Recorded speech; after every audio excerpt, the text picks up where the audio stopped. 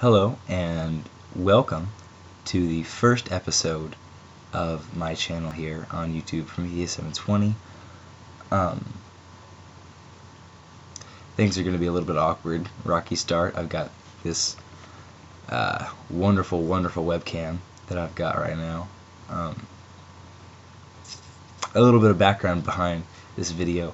There's a YouTube artist I listen to sometimes who made this album called Sleep Songs. And it's not about sleeping, it's not lullabies, it is an album that he wrote over a period of time just before he would fall asleep. He would get inspiration for great songs and great ideas of his that he thought were great anyway. And as tired as he was, as much as he had other things to do, he would stop what he was doing and he would go and put out these songs so that people could listen to them, so that he could share them with the world. And I think that's kind of cool. So this is my YOLO inspiration sleep song video. It's not a song though, it's just a video. Sorry about that. I don't have a little guitar to pull out or anything right now. So our topic that I have today is something of personal interest to me. I'm a college student and I am very much involved in politics and the political field. I'm personally I am a libertarian or anarchist, depending on who I'm talking to and how strongly they'll react to the word anarchist, usually. And so I have some reservations when it comes to universities and their understanding, let's say, of actual real-world philosophies that are not statist in nature. So this semester I am required to take by my university to take a political science class. I thought that would be interesting. I took a couple notes on my professor in the back of her syllabus. I'm not going to name my university or anything like that. She said that we would learn about all political ideologies, so I'm sure she's talking about democracy, which she'll support because she thinks that's, actually better than anything else. And then tell me why communism is Stalinism and has nothing to do with anything that was written by Karl Marx, but just what Stalin did. Good stuff like that. This woman's got a PhD in nonsense. So I've been reading the textbook for this class, and I'm not even 3 pages in, and I'm already beginning to become concerned because some of the things I'm reading in here are pure propaganda. It's not, I'm an American by the way, it's not Democrat, Republican kind of dichotomy. It's not, because they know they couldn't get away with that. It's something much more devious. It is statist propaganda, and that's why people don't recognize it. They don't understand it. It's what they grew up with. It's probably what the authors grew up with, but it's certainly not unbiased by any means. So I'm just going to read a little quote to you from this book. I'm not going to bother to tell you the name of the book or anything, unless you're really interested, which would be weird. Yeah, if you really want to know, I'm sure you could just Google it. Anyway, the quote here, this is literally the first page of the book. Which is better, to live under a government that fiercely protects individual freedom, or under one that infringes on freedom while fiercely guarding against threats to national security, to threats to physical and economic security? Which is better, to let all citizens keep the same share of their income, or to tax wealthier people at a higher rate to fund programs for poorer people? So this is literally the third paragraph of the book, and they're already throwing false dichotomies at students who don't know any better. And we know they don't know any better because this is a political science 101 class.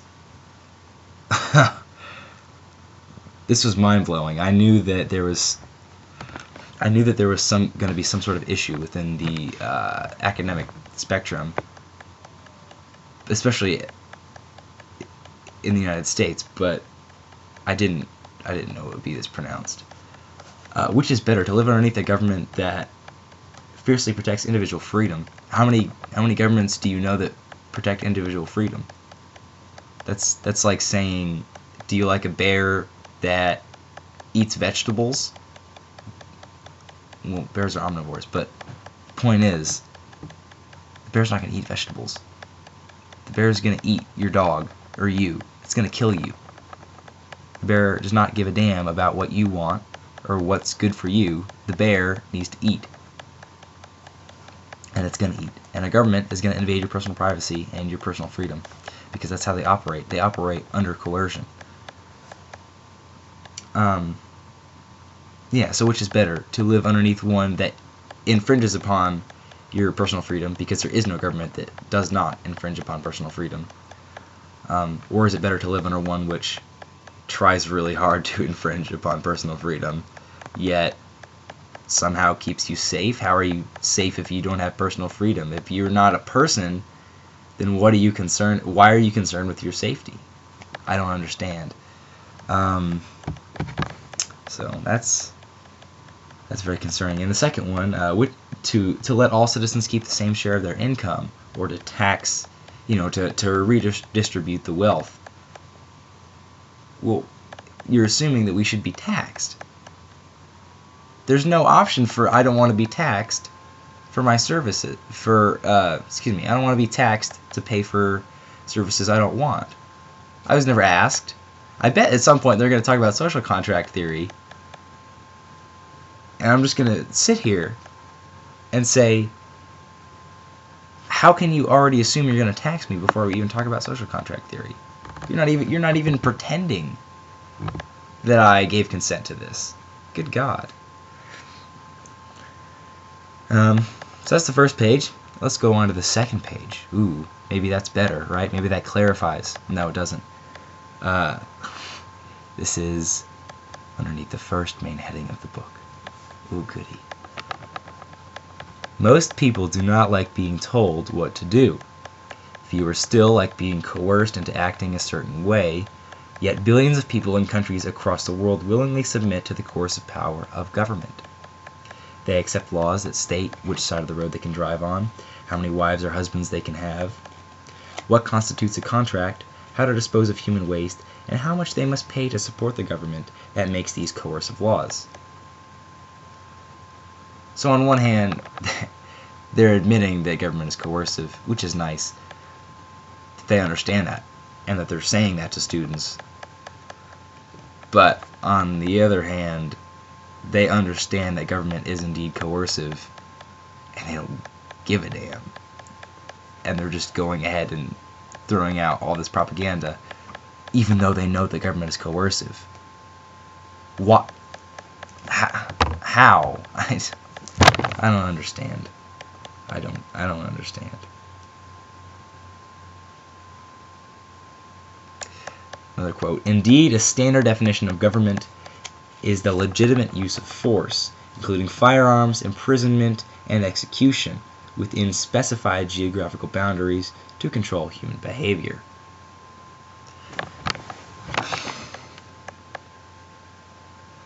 So, really, I'm just frankly pissed. I've paid quite a substantial sum of money to this organization, and they've made this promise to teach me about political science, and I suppose I'll learn a couple things about the ins and outs of the American system. I'll learn what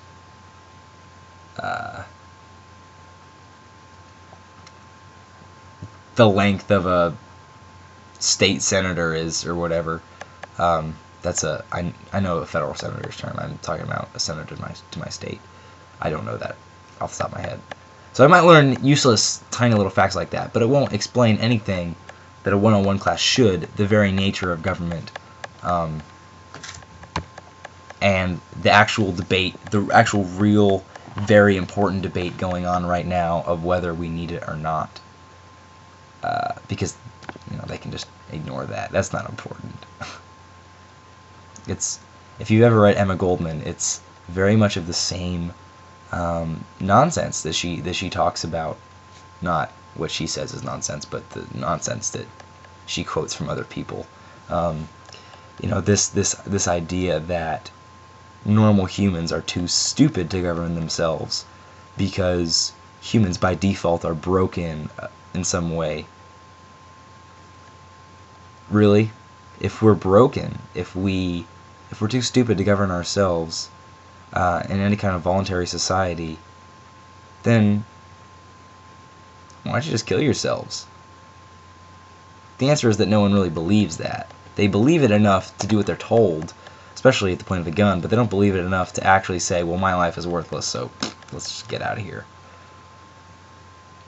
It's really very frustrating. And actually, my personal textbook has not come in yet. I ordered it. It's still on the way. She loaned me her textbook because I was nice to her. And always be nice to your professor. Always talk to them. First day of class, find your professor. I don't care how big your class is unless it's like a lecture hall. Okay? And say a few words to them. I don't care what it is. They'll remember your face. And when you are late on an assignment or you couldn't make it because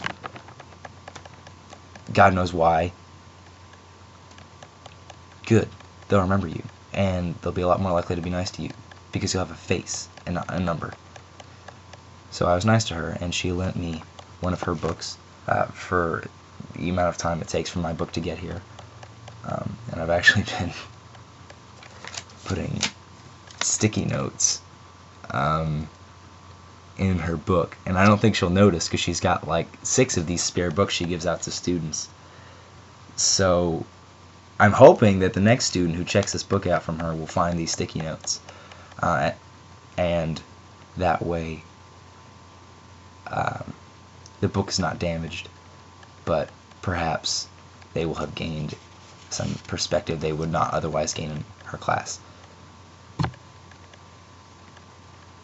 And if not, she notices them, well, maybe she'll stop being a fascist. I'm exaggerating. She's not a fascist. But yeah, I hope this illustrates, to those of you who aren't in college now, to those of you who went to college in the past or are maybe going to college in the future, this is what's going on, really. The academic community is, for a large part, really just ignoring the entire issue. They don't know you exist. They don't know we exist. If you're an anarchist of any kind, anarcho-capitalist, anarcho-communist, they don't understand you.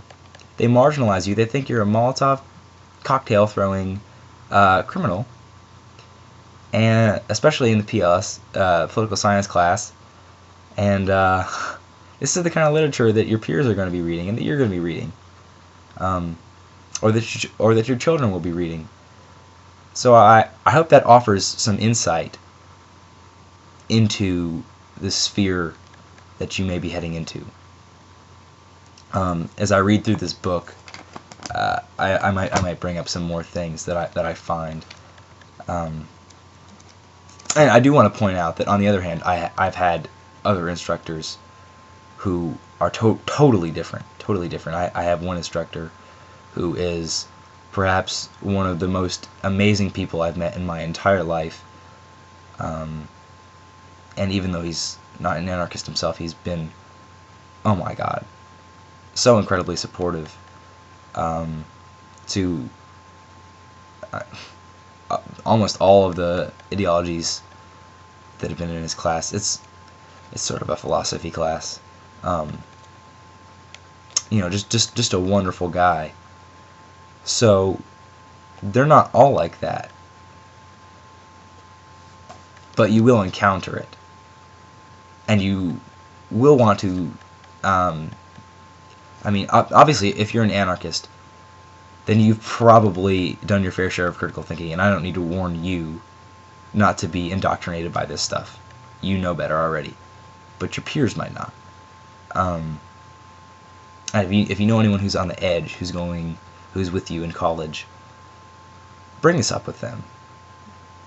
You know, make a comment in passing about how ridiculous this is, and hopefully you can make a change and you can reverse this propaganda that's being thrown out.